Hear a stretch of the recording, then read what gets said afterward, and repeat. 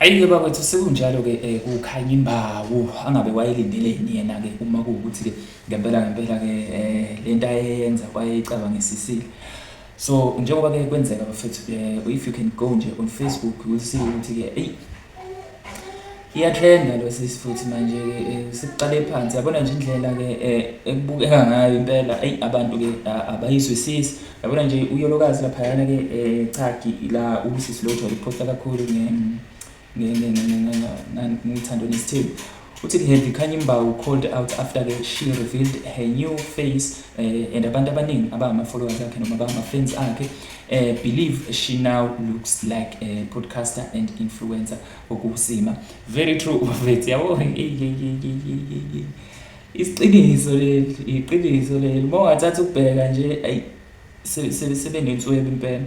Sebenenswebe abanye bathi-ke ufana ne-alien angazi-ke kushuthi-ke uSima if kuwukuthi abantu-ke bamfanisa noSima that means uSima naye uyabandakanyeka yini ekufaneni ne-alien.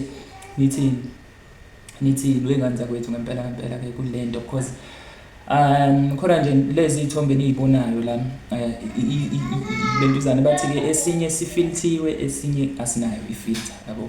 So esingenayo ifilter kushuthi yiso lesiyaya la abukeka ngathi-ke uyi-alien khona but yena-ke ngokwakhe kushuthi uzibona la e-10 over 10 yabo. And abantu futhi ngeke bakhuluma into engekho, ngeke bakutshela ngeke ba-comment into engekho uma uthatha-ke ubheka yabo. Uthi uZandile laphana she is slowly becoming a chipmunk. I don't know ukuthi-ke yini leyo bafethu. If you know, do tell us ukuthi yini ngempela le. Now she's grey yabo. Khanyi what's going on? Yeah, she looks evil. She looks evil. African Chinese lady.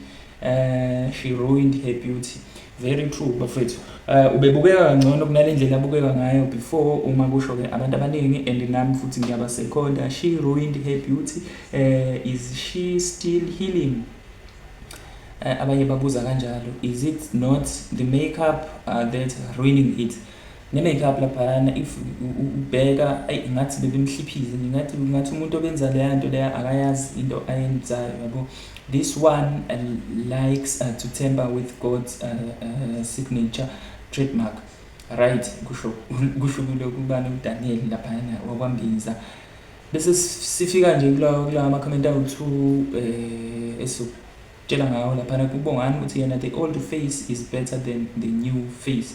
From beauty to ugly, dream face. So yeah, iyona mbono yabantu le bafethu. Angazi mina ukuthi bayenzelani le nto le. Yazi ngathi alien ngempela.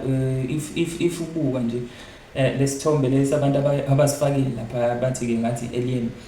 Uyabona ukuthi ubudlelwane impela nama-aliens bukhona lapho. Welele hey bafethu.